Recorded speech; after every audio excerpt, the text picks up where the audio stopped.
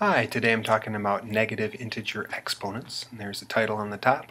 The numbers here, I wouldn't bother writing all those out. Those are something that usually in class I have people get out their calculators, get them punched in the negatives, and we write those out. And then I pose a question, can you see what the negative means?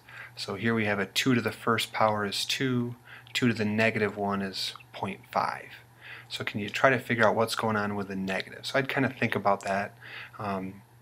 If you can kind of figure out something there, well then how does that apply here? When you have 2 squared, it's 4. 2 to the negative 2 is 0.25. Here we have a 2 to the third is 8.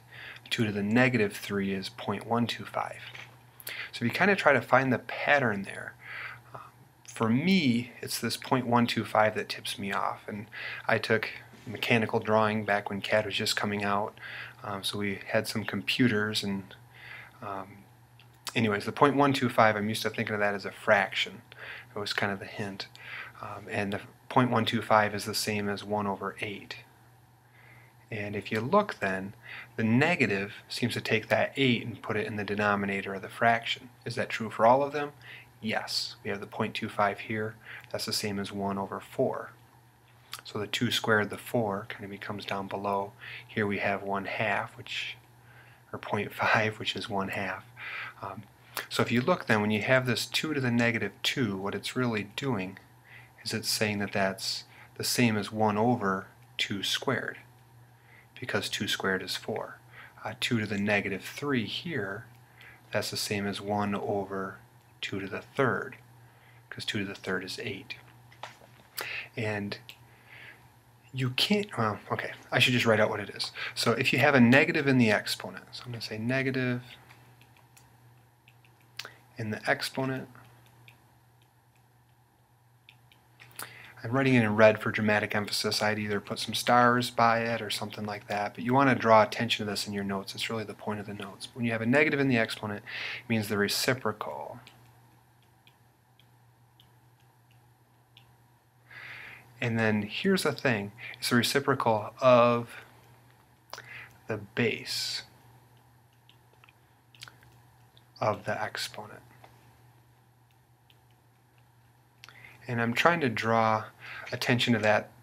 It's the base of the exponent. Sometimes people see a negative inside like a fraction, and they want to just flip everything. They want to take it all and put it in the denominator. But it's only what is to the negative power, only that part moves in the fraction. So negative in the exponent equals the reciprocal of the base of the exponent. A common mistake that people make is that they want to take a negative exponent, they want to make that number negative. So they'll have like a 2 to the negative 1, they want to say it's negative 1/2 or negative 2 or something like that. But if you look, when we had these three negatives here, we had the 2 to the negative 1, the 2 to the negative 2, the 2 to the negative 3, wrote a couple of those down below. Nowhere do we have a negative answer. We get fractions, but we never have a negative 1/4 or a negative decimal. So the note then is a negative exponent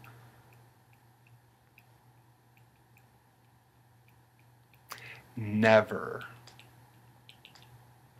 affects the sign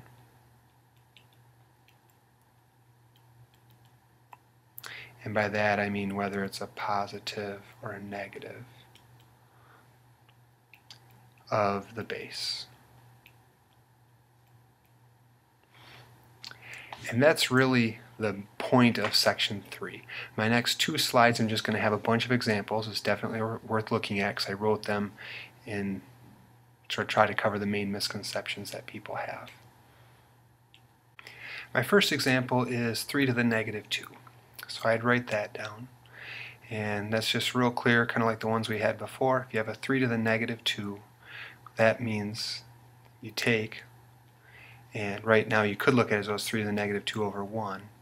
When you have a negative for an exponent, you take whatever's to that power, and it's the reciprocal. You change where it is in the fraction. So this is the same as 1 over 3 squared, which then is 1 over 9. A lot of times people get real comfortable with the numbers. You throw them variables. It totally messes with their head, but you do the same exact thing. That if you have the z to the negative 5th, well, you could view it as all of that is over 1.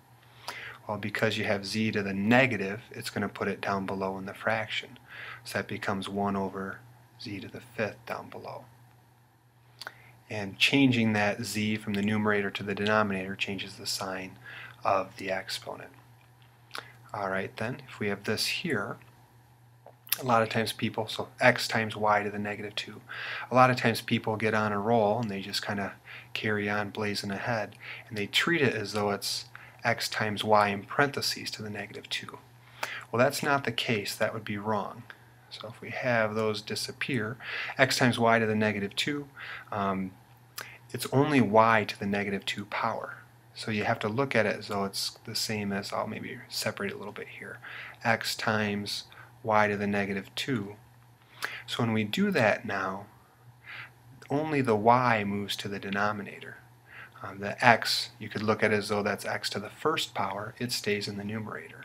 So we now have x alone in the top of the fraction and a y squared in the denominator. The next example, I took and separated my x and my y by putting them in different parts of the fraction to begin with. And a common thing that's going to come up here is a lot of people, when they look at this problem, kind of the beginner's way of looking at it, is that you have this 3 to the negative 2, okay, it gets down below a 3 squared, and they look at it as though this 1 moves up to the top of the fraction. That's actually not true. It's really kind of like that 1, maybe I'll try to quick make it in green here a second. It's kind of like that 1 is still there in the bottom of the fraction, just 1 times 3 squared. So it's not like it's this 1 magically comes up to the top. It's just that the whole numerator moved down below. So in order to have the denominator of a fraction, you have to have something in the numerator to make it a fraction. So it's like we add a totally new 1 here to the numerator. Okay, maybe that's kind of like, why are you telling me this? The reason is when people see this problem, they want to switch everything. So what they do is they say that's y to the 3rd over x squared. And this is the wrong answer, so I wouldn't write it down. But they take and say, well, there's a negative. I have to flip the fraction. Well, 1, you're only flipping what's to that negative power. So that gets moved up to the numerator. That's totally right. But the x squared, because it's a positive 2, that stays. So your answer then is going to be x squared times y to the 3rd. I get a little bit prettier looking of an x there. So x squared times y to the 3rd. The x stays because it has a positive power. The y moves to the numerator. And now we don't have anything in the bottom of the fraction. Our answer doesn't have a fraction. Last 3 examples. This one here, similar to ones we've done before. I just take this here and move that to the other part of a fraction because it's only the x that's to a negative power. So y squared stays in the numerator, and then when we move the x down below, the negative 4 becomes a positive 4. This one here, sometimes I struggle with how to do ones like this example. So w squared times x, all in parentheses, to the negative 5 power, all divided by z to the 4th. And the reason I sometimes struggle with how to do this in class is because there's multiple ways to do it. Here's kind of my not quite favorite way. Some people look at this and they say this is to the negative 5th power. So what they do then is they say, well, if all this is to the negative 5th, I could take this and put it down below. So you're welcome to write this if you want. I would probably wait and just copy down my second way, or you could write both. You're stuck sitting here anyways. So I'll go up a little bit higher and say, we need to have a 1 to keep it as a fraction, but now I have w squared times x, and instead of that being to the negative 5th, that's all going to be the 5th power now because we moved it, the other part of the fraction. And z to the 4th then goes here. You'll notice I put the numerator in front, and the reason I did that is because when you have multiple variables, you're supposed to write them alphabetically when they're all multiplied by each other. Okay, so that's what some people do for a first step, and then they say, hey, the 5 applies to the w squared, the 5 applies to the x, so we could simplify this and say, well, that's going to be w squared to the 5th, so we multiply the 2 and the 5, so we have a w to the 10th. We have an x to the 1st, because no exponent is written in, so 1 times 5 is 5, so x to the 5th, and then a z to the 4th. So that would be the final answer, and one way to get the final answer. A totally separate way to get it is to do it this way. And in hindsight, I'm looking at it and I'm not convinced that I like this way more, but whichever way your brain works. What you could do is you could do this step here first, and that's often what is easier for people starting at high school level. So we have a w squared to the negative fifth. Well, that's going to be a w to the negative 10th. Then we have an x to the first to the negative fifth. So when we multiply a 1 and a negative 5, we get a negative 5. Then we have a z to the fourth. And now you can go through each of these variables and say, well, does it stay or does it go? So w to the negative 10th, does it stay in the numerator? Nope, it goes down below because it has a negative exponent. So we have a w to the 10th down in the denominator. The x, does it stay or does it go? X has a negative exponent, so it moves down below. The negative 5 becomes a positive 5, so change where it is in the fraction. Z to the fourth, does it stay, does it go? Because it's a positive 4, it stays in the denominator. And we need to put a 1 in the numerator just to keep it a fraction. So you see two different ways to do it. Pick whichever one makes most sense to you when you do ones like that. This last one, and a lot of times when I start throwing in more letters, people tend to panic. Just take them one at a time and just go through, well, what's the next step? What's the next step? And most everybody seems to get them right. So the w to the 7th. If we have w to the 7th, do we keep it there? Do we move it?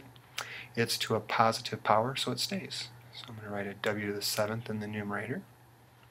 Then we have an x to the negative 5th. Does it stay? Does it go? Because it's a negative 5, it goes down below.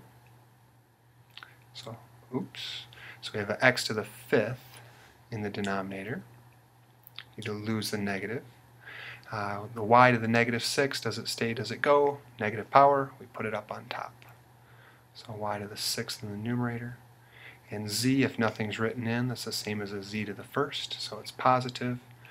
So the exponent doesn't affect its position, it stays right where it is.